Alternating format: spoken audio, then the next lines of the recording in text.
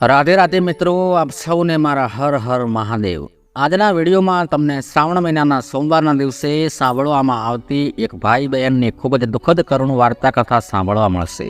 ભગવાન ભોળેનાથના ભક્ત છો તો આ વાર્તા કથા પૂરી સાંભળો. પસંદ આવે તો લાઈક કરીને ચેનલને સબસ્ક્રાઈબ કરી દેજો અને કમેન્ટ બોક્સમાં હર હર મહાદેવ જરૂરથી લખો, જેથી ભગવાન શિવ અને માતા પાર્વતીજીની કૃપા આપણા સૌના ઉપર હંમેશા બની રહે. ઘણા સમય પહેલાની આ વાત છે. એક ગામમાં શંકર નામનો એક ગરીબ ખેડૂત રહેતો હતો. તે ગાયો અને વાછરડા ચરાવતો અને તેમાંથી જે કમાણી થતી તેનાથી એનું ગુજરાન ચાલતું. પરિવારમાં શંકરની પત્ની લીલા અને તેના બે નાના બાળકો હતા. દીકરો 5 વર્ષનો હતો અને નાની દીકરી 3 વર્ષની હતી. તે ગામની ગાયો અને વાછરડાઓ ભેગા કરીને ચરાવવા જાતો અને તેથી કોઈએ એક ગાય ખેડૂત શંકરને આપી હતી, જેથી તે તેના પરિવારનું પણ ભરણ પોષણ કરી શકે. અને શંકર તે ગાયો સાથે તેની ગાય પણ ચરાવતો હતો અને તે ગાય એક વાછરડાને જન્મ આપ્યો. બીજી તરફ શંકરની પત્ની લીલા પણ તેના પતિને દરેક કામમાં મદદ કરતી હતી. તેના પતિ જે કંઈ કમાતા હતા તેનાથી તેમનો પરિવાર ચલાવતા હતા. પરિવાર ખુશ હતો. પૈસાની અછત હતી, તેમ છતાં તેઓ ખુશ હતા. ધીમે ધીમે શંકર પાસે 4-5 ગાયો અને 4-5 વાછરડા થઈ ગયા. હવે શંકરે તેની ગાયોનું દૂધ, દહીં, ઘી વેચી અને એ આવકથી શંકરનો પરિવાર બંને ટંકનું સારું ખાવા લાગ્યો અને ધીમે ધીમે સમય પસાર થવા લાગ્યો. પણ કહેવાય છે ને કે સમય હંમેશા એક સરખો નથી રહેતો. શંકરની પત્ની બીમાર પડી. ધીમે ધીમે બીમારી વધતી ગઈ અને લીલા ખાટલાવશ થઈ ગઈ. તેની બીમારી વધતી જ જતી હતી. તેની બીમારી અસાધ્ય હતી અને તેનો કોઈ ઈલાજ ન હતો. ધીરે ધીરે શંકરની પત્ની લીલા વધુ ને વધુ બીમાર થતી ગઈ અને એક દિવસ લીલાએ આ દુનિયા છોડી દીધી. હવે શંકર તેના 2 બાળકો સાથે એકલો રહી ગયો. તે ખૂબ જ રડી રહ્યો હતો, ખૂબ જ દુઃખી હતો. પણ કહેવાય છે કે ભલભલા માણસો પણ મૃત્યુ સામે લાચાર બની જાય છે. મૃત્યુ તો એક દિવસ આવે જ છે. શંકરની પત્ની ખૂબ જ ધાર્મિક હતી. તે ભગવાન શિવ અને પાર્વતીજીની પૂજા કરતી. તેથી તે શંકરની જે દીકરી હતી તે માત્ર 3 જ વર્ષની હતી, છતાં તે ભોળેનાથની પૂજા કરતી હતી. બિલકુલ માના ધાર્મિક સંસ્કાર એનામાં વણાઈ ગયા હતા. શંકર માટે હવે જીવન સરળ ન હતું. ઘરના કામો કરવા અને પછી જંગલમાં જવું અને તેણે તેના બાળકોને સંભાળ પણ રાખવાની હતી અને જીવન નિર્વાહ માટે પૈસા કમાવા પણ ખૂબ જરૂરી હતા. બાળકો હજી નાના હતા, એમનું ધ્યાન રાખવું અને કામ માટે જવું, આ બધાથી શંકર ખૂબ જ તંગ આવી ગયો હતો. હવે શંકરને ખૂબ જ ચિંતા થવા લાગી કે બાળકો હજી નાના છે, ઉપરથી ગરીબી છે. એટલે શંકરના મગજમાં બીજા લગ્નનો વિચાર આવ્યો. તે બીજા લગ્નની તૈયારી કરવા લાગ્યો અને છેવટે શંકરને એના લાયક પાત્ર મળી ગયો. એનું નામ સુમન હતું. સુમન એક ગરીબ પરિવારની હતી. શંકર તેની સાથે લગ્ન કરીને તેને ઘરે લઈ આવ્યો. શંકર સુમનના પ્રેમમાં એટલો બધો પાગલ થઈ ગયો, એટલો બધો ડૂબાઈ ગયો કે તે તેના પોતાના બાળકોને પણ ભૂલવા લાગ્યો. એને એના બાળકોની પરવા ન હતી. સુમન જ્યારે ઘરમાં આવી ત્યારે દેખાવ ખાતર બાળકોને પ્રેમ કરતી હતી. બાળકોને પણ નવીમાં આવવાથી પોતાની સગીમાને ભૂલી ગયા. પણ સુમનના મનમાં બીજી જ ખીચડી પાકી રહી હતી કે મારા પતિને 2 સંતાનો છે, પછી મારા પણ સંતાનો હશે, ઘરમાં ગરીબી છે, પછી મારી આ હાલત કેવી હશે. તેથી સુમનથી હવે પોતાના પતિના એ 2 બાળકો સહન થતા ન હતા. શંકરની પુત્રી ધાર્મિક પ્રવૃત્તિની હતી. તે ભગવાન શિવની પૂજા કરતી હતી, જે સુમનને બિલકુલ પસંદ ન હતું. તેને શંકરનો દીકરો પણ બિલકુલ પસંદ ન હતો. એટલે સુમને એવી યુક્તિઓનો ઉપયોગ કર્યો કે શંકરનો તેના બાળકો પર તેનો લગાવ હવે સમાપ્ત થઈ ગયો હતો. જ્યારે સુમનને સંપૂર્ણ રીતે વિશ્વાસ થઈ ગયો કે શંકર હવે તેની જાળમાં સંપૂર્ણ રીતે ફસાઈ ગયો છે, તે પછી હંમેશા બંને બાળકોને ખૂબ જ હેરાન કરવા લાગી. તે નાના બાળકો પાસે કામ કરાવવા લાગી, તેમને ભૂખ્યા રાખવા લાગી. ખાવાનું પણ દેતી ન દેતી. પરંતુ બંને બહેન અને ભાઈ વચ્ચે ખૂબ જ પ્રેમ હતો. તે બંને ચૂપચાપ સહન કરી લેતા અને ભગવાનને પ્રાર્થના કરતા કે હે પ્રભુ, તમે મારી માને મારી પાસેથી કેમ છીનવી લીધી? આ નવી આવેલ માનો ત્રાસ ખૂબ જ વધી ગયો હતો. પરંતુ તેમ છતાં તે બંને ચૂપ જ રહેતા. હવે જે છોકરો હતો તે 12 વર્ષનો અને દીકરી હવે 10 વર્ષની થઈ ગઈ હતી. શંકરની પત્ની સુમન શંકરને કહેવા લાગી કે તમે જંગલમાં ગાયો ચરાવવા કેમ જાઓ છો? હવે આ છોકરો મોટો થઈ ગયો છે, તે નાનો નથી. તેને ગાયો ચરાવવા માટે મોકલો અને તમે કોઈ બીજું કામ કરો તો ઘરમાં 2 પૈસાની આવક વધે. શંકરને આ વાત યોગ્ય લાગી. હવે તેણે પોતાના દીકરાને ગાયો ચરાવવા મોકલ્યો. તે ઘરનું બીજું કામ કરતો. આ રીતે બંને બહેન ભાઈને તેમની આ સાવકીમાં ખૂબ જ ત્રાસ આપવા લાગી. એ 10 વર્ષની દીકરીને સુમન સાવરણીથી મારતી. ક્યારેક તે ગરમ તવા પર એનો હાથ મુકાવતી, જેના કારણે તેનો હાથ બળતો એને ખૂબ જ પીડા થતી અને સુમન ખૂબ જ ખુશ થતી. નાની દીકરી બિચારી ખૂબ જ દુઃખી થઈ જતી, પરંતુ તેમ છતાં તે ખાવાનું બનાવતી, ભાઈ જ્યારે ગાયો અને વાછરડા ચરાવીને ઘરે આવતો ત્યારે તે ભાઈને ખૂબ જ પ્રેમથી ખવડાવતી. તે તેના ભાઈની પીડા સમજતી અને ભાઈ બહેનની પીડા સમજતો. ભાઈ અને બહેનનો પ્રેમ એટલો ઊંડો હતો. એ 10 વર્ષની દીકરી સવારે વહેલા ઉઠીને પૂજા કરતી. સૌ પ્રથમ તે ઉઠીને આખું આંગણું સાફ કરતી, પછી સ્નાન કરીને પક્ષીઓને દાણા ખવડાવતી અને ભગવાન શિવના મંદિરે જઈ અને જળ ચઢાવતી. કારણ કે શ્રાવણ મહિનો શરૂ થઈ ગયો હતો. શ્રાવણ માસમાં તે દીકરીનો નિયમ બની ગયો હતો કે તે શિવલિંગને જળ ચઢાવીને આવતી. કારણ કે બીલીપત્રો કે ફળ અને ફૂલ ખરીદવા માટે તેની પાસે પૈસા ન હતા. કારણ કે તેની સાવકી માં કે બાપ એને ક્યારે પૈસો પણ ના આપતા. છતાંય તે દિલથી અને તેના પૂરા હૃદયથી એક લોટો જળ ચડાવી અને પૂજા કરતી અને ભગવાન શિવનો આખો દિવસ રટણ કરતી હતી. આ વાત સુમનને ગમતી ન હતી અને તે નાની દીકરીને ઉપવાસમાં પણ તેને ખૂબ મારતી. એક દિવસ તેનો ભાઈ જંગલમાં ગયો અને વાછરડા ચરાવતો હતો ત્યારે એક સિંહ સામે આવ્યો એટલે છોકરા પર ત્રાટક્યો. ત્યારે તે છોકરો ગભરાઈ ગયો અને ઝાડ પર ચડી ગયો.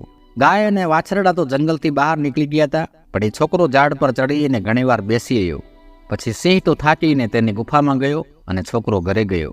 ત્યારે તેના પિતા આંગણામાં ખાટલા પર બેઠા હતા અને એની બહેન જે ઘરકામમાં વ્યસ્ત હતી તે ખાવાની તૈયારી કરી રહી હતી. સાંજનો સમય હતો. હવે છોકરો ઘરે આવ્યો અને તેના પિતાને કહેવા લાગ્યો કે પિતાજી, આજે સિંહ મને ખાઈ ગયો હોત, મહા મુશ્કેલી સિંહના મુખમાંથી બચ્યો છું. પહેલા તો શંકરે તેના પુત્રની વાત પર ધ્યાન ના આપ્યું. શંકરને લાગ્યું કે આ કામચોર છે જે કામ ટાળવા માંગે છે, જેથી તેને ગાયો ચરાવવા જવું ન પડે. પરંતુ જ્યારે તેણે 2-3 વાર કહ્યું ત્યારે તેના પિતાએ કહ્યું કે શું તું કામચોર છે, અને તરત જ તેને મારવાનું ચાલુ કર્યું. તેણે રડતા રડતા કહ્યું કે પિતાજી, તમે એકવાર મારી વાત તો સાંભળો. પરંતુ તેના પિતાએ તેની એક વાત ન સાંભળી.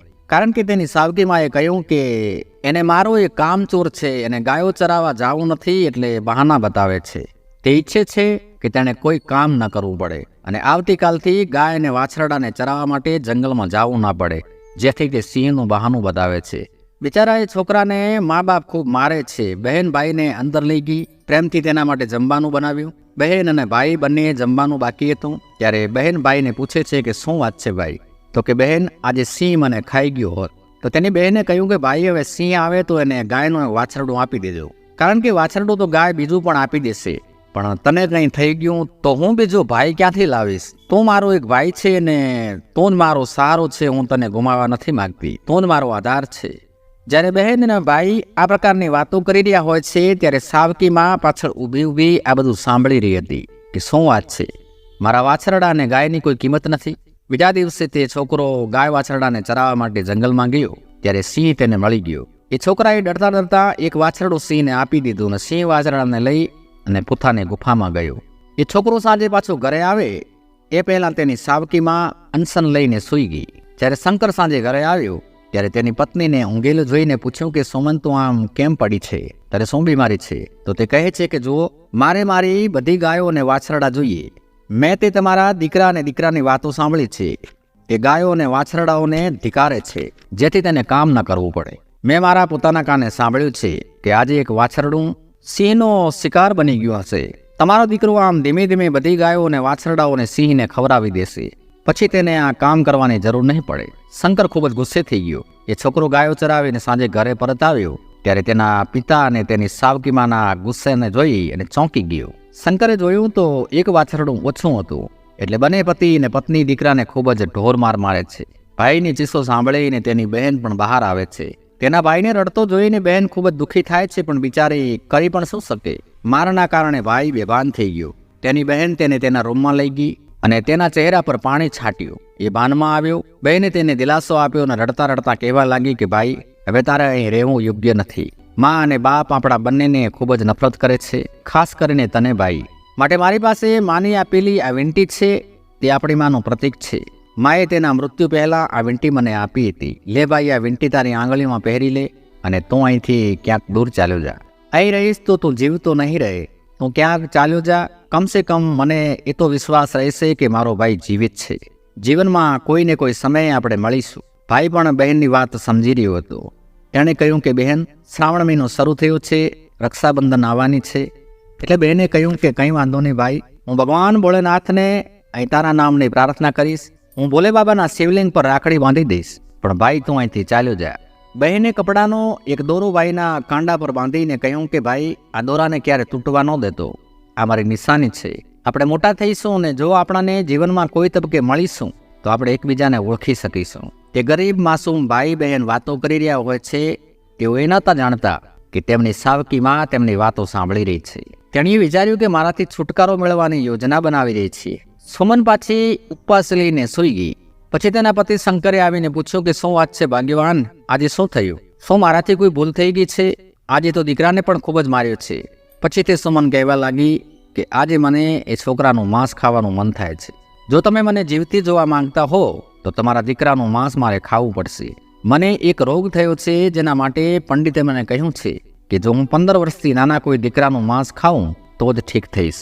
તમારો દીકરો આપણા ઘરમાં તો મારા માટે બોજ જ છે, માટે મારે આ છોકરાનું માંસ ખાવું છે જેથી હું સાજી થઈ જઈશ. પછી શંકરે કહ્યું કે ઠીક છે, કંઈ વાંધો નહીં, હું તને એનું માંસ ખવડાવીશ, પણ હું તને ગુમાવવા નથી માંગતો, કારણ કે હું મારી પહેલી પત્નીને ગુમાવીને દુઃખી થયો છું. હવે તને ગુમાવવા નથી માંગતો.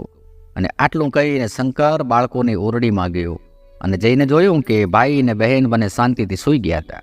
અને પછી શંકરે ચૂપચાપ એ છોકરાને બહાર લાવ્યો અને કુહાડીથી તેનું મસ્તક કાપી દીધું. તેને રસોડામાં જઈને છોકરાનું માંસ તૈયાર કર્યું અને થાળીમાં લઈને તેની પત્નીને પીરસ્યો. તેણે પણ ખાધું. પછી સુમનના મનમાં વિચાર આવ્યો કે ભાઈનું માંસ તેની બહેને પણ ખાવું જોઈએ. આમે તે ભાઈ વિના જેવી શક્તિ ન હતી. તે તેના ભાઈ માટે પ્રેમથી બધું સહન કરતી હતી. એટલે થાળીમાં પીરસીને તે દીકરીની ઓરડીમાં ગઈ અને ખૂબ જ પ્રેમથી બોલી કે બેટી, લે હું તારા માટે જમવાનું લાવી છું. હવે સાવકીમાના મુખેથી આ શબ્દો સાંભળીને દીકરીને બિલકુલ વિશ્વાસ ન થયો કે આજે મને આટલા પ્રેમથી કેમ બોલાવી રહી છે. એટલે બિચારી ડરના કારણે ચૂપચાપ બહાર આવી ગઈ. તેની નજર દોડાવી તો એનો ભાઈ એને ક્યાંય નજર ન આવ્યો. તેથી તેને થોડી અડગ થઈ કે તેનો ભાઈ અહીંથી ચાલ્યો ગયો છે. કમસે કમ મારો ભાઈ જ્યાં રહેશે ત્યાં જીવિત તો રહેશે. હવે તે દીકરી થાળી લઈ અને એના ઓરડામાં આવે છે અને ખાવા બેસે છે. તે શું જુએ છે કે જ્યારે તે પહેલો કોળિયો હાથમાં લે છે ત્યારે તેના ભાઈની આંગળીમાં પહેરેલ તેજ વીંટી તેની સામે આવે છે અને તે જોઈ અને તે ખૂબ ડરી જાય છે. હવે દીકરી ચૂપચાપ ત્યાંથી ઊભી થાય છે, કારણ કે હવે તેને એ તો ખબર પડી ગઈ હતી, એ જાણતી થઈ ગઈ હતી કે એના મા બાપે તેના ભાઈને મારી નાખ્યો છે. થાળીમાં રહેલ ખાવાનું ખાડો ખોદીને દાટી દીધું અને તેને ખબર હતી કે મૃતકના હાડકાં જ્યાં સુધી ગંગાજીમાં કે બીજે પવિત્ર નદીમાં પધરાવવામાં ના આવે ત્યાં સુધી મૃતકની આત્માને સદગતિ નથી મળતી. એટલે તે એના ભાઈની આંગળી લઈને નદીના કિનારે પહોંચે છે અને ખૂબ જ વિલાપ કરે છે કે ભોળેનાથ, તમે મારા ભાઈની રક્ષા કેમ ન કરી? તે રોતી કકળતી દીવો પ્રગટાવે છે અને તેના ભાઈની આંગળીને નદીમાં પ્રવાહિત કરે છે. તે છોકરો મુક્ત થઈ જાય છે અને તેની બહેન મોટે મોટેથી ખૂબ જ રોદન કરે છે. અને પછી તે દીકરી પરત આવે છે. એ દીકરો મર્યા પછી એક પોપટ યોનિમાં જન્મ લે છે. હવે મરી ગયેલા એ દીકરાની બહેનની ભગવાન શિવ પ્રત્યેની ભક્તિના કારણે તેને ખબર હતી કે તેને એક બહેન છે અને તેની સાવકી મા અને પિતાએ તેની હત્યા કરી હતી. એ છોકરો પાછો પોપટ બનીને આવ્યો. તેને પાછલા જન્મનું બધું યાદ હતું. જ્યાં તેની બહેન હતી જે ઘરની અંદર કામ કરી રહી હતી, તે એક ઝાડ પર આવીને બેસીને જોઈ રહેતો. તેની બહેન ક્યારેક તેની સહેલીઓ સાથે ઝૂલા ઝૂલવા જાતી તો તે પોપટ પણ ઉડીને સાથે સાથે જતો. ઘરના તમામ કામ કર્યા પછી પણ હવે તેની મા તેને વધુને વધુ ત્રાસ આપવા લાગી. હવે તે ગરીબ દીકરી જ્યારે પણ મોકો મળતો તો બગીચામાં જાતી, હિંચકી બેસીને તેના ભાઈને યાદ કરીને ખૂબ જ રોતી. હવે જે પોપટ હતો તે આ બધું જોઈ રહ્યો હતો. તેની બહેનની ભગવાન શિવની ભક્તિના કારણે તેને બોલવાની શક્તિ મળી. અને પછી તે ડાળી પર બેઠા બેઠા પોપટ બોલ્યો કે બાપે મને માર્યો, માએ મરાવ્યો ને બહેન બિચારી રડી રહી છે અને હું લીલો પોપટ બનીને ઊંડી આવ્યો. આટલું સાંભળતા તે દીકરી આમ તેમ જોવે છે અને વિચાર કરે છે કે આ તો મારા ભાઈની કહાની છે. આ બધું તો મારા ભાઈ સાથે ઘટ્યું છે. તો પોપટ ફરીવાર બોલે છે કે બાપે મને માર્યો, માએ મરાવ્યો, બહેન બિચારી રડી રહી છે અને હું લીલો પોપટ બનીને ઊંડી આવ્યો. પછી તે બહેન કહે છે કે ભાઈ તું ક્યાં છે? તું કોણ છે? ભૂત છે? પ્રેત છે? તો પોપટ કહે છે કે હું તારો ભાઈ છું. એના ભાઈને પોપટના રૂપમાં પણ જોઈને બહેન ખૂબ જ ખુશ થાય છે અને ભગવાનનો ખૂબ જ આભાર માને છે કે ભગવાન તમારો ખૂબ ખૂબ આભાર કે તમે મારા ભાઈને કોઈને કોઈ રૂપમાં મોકલ્યો છે. પછી પોપટરૂપી ભાઈ બહેનને ઝાડ પરથી તોડી તોડીને મીઠા મીઠા ફળો ખવડાવે છે. એની સાવકીમાં વિચાર કરે છે કે હું આને પૂરતું ખાવાનું પણ નથી આપતી, તો આ દિવસે ને દિવસે તાજી અને જાડી કેમ થઈ રહી છે? તેની મા તેની પર નજર રાખે છે કે ક્યાં જાય છે. તે જોવે છે કે તે બગીચામાં જાય છે. પછી તેની મા તેને બગીચામાં જવા પર પ્રતિબંધ મૂકે છે. પેલો પોપટ આખો દિવસ એક ઝાડ પર બેસી અને એની બહેનને જોતો રહેતો. હવે ધીમે ધીમે સમય વીતે છે. રક્ષાબંધનનો તહેવાર આવવાનો હતો. તો ભાઈ તેની બહેનને કહે છે કે બહેન, હવે રક્ષાબંધનનો તહેવાર આવી રહ્યો છે. તો બહેન ખુશ થઈ જાય છે કે હા ભાઈ, રક્ષાબંધન આવી રહી છે. હવે ભાઈ વિચારવા લાગ્યું કે મારી સાવકી માં અને મારો બાપ મારી બહેનને કેટલો ત્રાસ આપે છે. હવે તેમને સજા કરવાનો સમય આવી ગયો છે. પછી પોપટ એક લોહાર પાસે જાય છે અને તે લોહાર પાસે જઈ અને એક નાનકડા ઝાડ પર બેસે છે અને ઝાડ નીચે લોહાર કામ કરતો હતો. ત્યારે પોપટ બોલે છે કે બાપે મને માર્યો, માએ મરાવ્યો, બહેન બિચારી રડી રહી છે અને હું લીલો પોપટ બની અને ઊંડી આવ્યો. પછી તે લોહાર વિચારે છે કે આ પોપટ તો બોલી રહ્યો છે, આ પોપટ બોલી રહ્યો છે, આ શું ચમત્કાર છે, મને કંઈ સમજાયું નહીં. પછી પોપટ ફરીથી બોલે છે કે બાપે મને માર્યો, માએ મરાવ્યો, બહેન બિચારી રડી રહી છે અને હું લીલો પોપટ બનીને ઊંડી આવ્યો. તે પોપટના આ દુઃખદ શબ્દો લોહારના હૃદયની આરપાર નીકળી ગયા. લોહારની આંખોમાં આંસુ આવી ગયા. તે પોપટને કહે છે, અરે ભાઈ પોપટ, શું ચમત્કાર છે, તો બોલી શકે છે, તો આટલો ઉદાસ દુઃખી કેમ છે? મને સ્પષ્ટ કહી જણાવ કે તને શું દુઃખ છે, તારી શું આપવીતી છે. પછી પોપટે લોહારને આખી વાત કહી જણાવી, પોતાની આખી આપવીતી કહી જણાવી કે તેની સાવકી માં અને બાપે મળી અને તેને કેવી રીતે માર્યો હતો. આ સાંભળીને લોહારે પોપટને દિલાસો આપ્યો અને લોહાર બોલ્યો કે પોપટ, તારે હવે શું જોઈએ છે? પોપટ કહે છે કે લોહારભાઈ, મારા માટે એક કટાર બનાવો અને એવી કટાર બનાવો અને મને આપો કે એક જ ઝટકો મારવાથી બંને પાપીઓનું કામ પૂર્ણ થઈ જાય. પછી લોહાર તેના માટે એક કટારી બનાવે છે અને તે કટાર પોપટની પાંખોમાં છુપાવી દે છે. પોપટે લોહારનો આભાર માનીને પરત આવીને તે ઝાડ પર બેસી જાય છે અને પછી વિચાર કરે છે કે હવે થોડા દિવસોમાં રક્ષાબંધન આવે છે, પણ હું મારી બહેનને શું આપું? દરેક ભાઈ બહેનને હંમેશા રક્ષાબંધન પર કોઈને કોઈ ભેટ આપતા હોય છે. પછી તે પોપટ એક સોનીની દુકાને જાય છે. જેમ લોહારને કહ્યું હતું તેમ બધી આપવીતી કહી અને તે એક નાનકડો હાર લાવ્યો. કાપડની દુકાન પર જઈને પૂરી આપવીતી સંભળાવી અને એક ચૂંદડી અને ઘાઘરો લાવ્યો. મીઠાઈવાળાને ત્યાં જઈ અને એવી જ રીતે પૂરી આપવીતી સંભળાવી અને મીઠાઈ લાવ્યો. બીજા દિવસે રક્ષાબંધન હતી. બહેન પાસે રાખડી બંધાવે છે અને પછી બહેનને ઝાડની ડાળી પર મૂકેલ કપડાં, હાર અને મીઠાઈનું નાનું પેકેટ આપે છે. બહેન તો ખૂબ જ ખુશ થઈ જાય છે. એ દીકરી જ્યારે નવા કપડાં પહેરીને ઘરમાં જાય છે, કારણ કે તેની સાવકી માએ તેને ક્યારેય કોઈ કપડાં આપ્યા નહોતા, જે તે જૂના ફાટેલા કપડાં પહેરતી હતી. પરંતુ આજે તે ઘરે આવી તો એ ઘાઘરો, ચોળી, ચુંદડી અને ગળામાં હાર એની સાવકીમાં જોવે છે તો ક્રોધિત થઈ ગઈ અને તેની માએ દીકરીને મારે છે અને પૂછે છે કે આ બધું ક્યાંથી ચોરી કરીને લાવી છો? દીકરી કહે છે કે માં, મેં ક્યાંય પણ ચોરી નથી કરી, આ તો મારા ભાઈ પોપટે મને આપ્યું છે. પરંતુ તે હકીકત છુપાવે છે કે પોપટ એનો સાચો ભાઈ છે. તે કહે છે કે મેં પોપટને મારો ભાઈ બનાવ્યો છે, તે જ મને આ બધું આપે છે. ત્યારે એ દીકરીની સાવકીમાં હસતા કહે છે કે એવું પણ બને કે પોપટ ઘરેણાં અને કપડાં આપવા માંડે અને તે દીકરીને મારીને તે હાર અને કપડાં બધું છીનવી લે છે અને કહે છે કે મને કહી દે કે પોપટ ક્યાં છે, હું પણ તેને આજે જોઈ લઉં. ત્યારે તે દીકરી કહે છે કે તે ઝાડ પર છે. પછી તે સાવકીમાં પોપટને મારવા પહોંચે છે તો એ નાની બહેન રડે છે અને ભગવાનને પ્રાર્થના કરે છે કે હે ભોળેનાથ, કૃપા કરીને એક વખત મારા ભાઈનું રક્ષણ કરો. મેં મારો એક ભાઈ ગુમાવ્યો છે અને હું મારા આ ભાઈને ફરીથી ગુમાવવા નથી માંગતી. એ દીકરી શ્રાવણના સોમવારના ઉપવાસ કરતી હતી અને ભગવાન ભોળેનાથની સાચા દિલથી પૂજા કરતી હતી. એટલે ભોળેનાથને ખૂબ જ પ્રાર્થના કરે છે. પરંતુ પોપટ તેની સાવકીમાને હાથમાં લાકડી લઈને દૂરથી આવતી જોવે છે. પરંતુ તે પોપટેના હાથમાં ક્યાં વાર નહોતું. તે તો આ ડાળીથી ઊંડીને બીજી ડાળી અને બીજી ડાળીથી ઉડીને ત્રીજી ડાળી ઉપર જઈને બેસી જતો. પરંતુ તે પોપટે વિચાર કરે છે કે હવે આ તેનો બધો ગુસ્સો મારી બહેન ઉપર ઉતારશે. સાવકીમાં ઘેર આવી અને તેની બહેનને મારવા લાગી. પોપટ ઘરની બહાર ઝાડની ડાળી પર બેસીને જોઈ રહ્યો હતો. હવે તેણે વિચાર્યું કે હવે મારા માતા પિતાના પાપોનો ઘડો ભરાઈ ગયો છે, હવે તેમને સજા કરવાનો સમય આવી ગયો છે. સાવકીમાં અને સગો બાપ બહેનને મારીને ઘરની બહાર કાઢી મૂકે છે અને ત્યારે જ પોપટે પોતાની પાંખોમાં ભરાવેલ કટારથી તેમની આંખો ફોડી નાખી. તે બંને ચીસો પાડવાનો શરૂ કરે છે.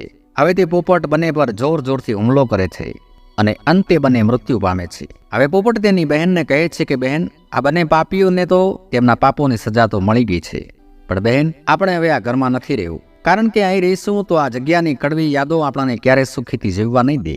અને જ્યારે બહેન અને ભાઈ બંને ઘર છોડીને દૂર જાય છે. દૂર એક ગામમાં ભગવાન શિવનું મંદિર હતું અને બંને ભગવાન શિવના મંદિરમાં રહેવા લાગ્યા. મંદિરની નજીક એક નદી વહેતી હતી અને પોપટ પણ તેની પાંખો થકી એક નાનકડા વાસણમાં નદીમાંથી પાણી લાવતો અને શિવલિંગ પર ચડાવતો. શ્રાવણનો મહિનો હતો.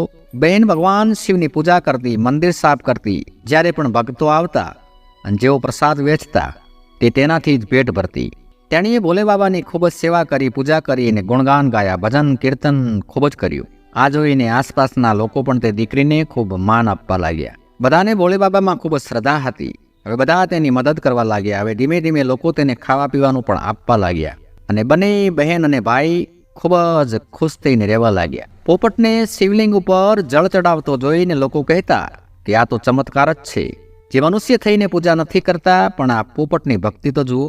અને એક દિવસ માતા પાર્વતીજી આ દીકરીને પોપટની ભક્તિ જોઈ અને કૈલાસ પર્વત પર બિરાજમાન ભોલેનાથને કહ્યું કે હે સ્વામી, આ દીકરીને આ પોપટ તમારી ખૂબ જ પૂજા અને ભક્તિ કરે છે, તમે પણ તેમનું દુઃખ દૂર કરો. ત્યારે ભોળોનાથ કહે છે કે હે દેવી, આ સંસાર એક એવો મહાસાગર છે જેમાં તેના કર્મોમાં જે કંઈ લખેલું હોય તે ભોગવવું પડે છે. એ બંનેના કર્મમાં જે લખેલ છે તે ભોગવી રહ્યા છે. તો માતા પાર્વતીજી કહે છે કે આટલી શ્રદ્ધાપૂર્વક અને સાચા દિલથી તમારી ભક્તિ કરે તો એ ભક્તિનું ફળ જો ના મળે તો પછી તમને કોણ પૂજશે?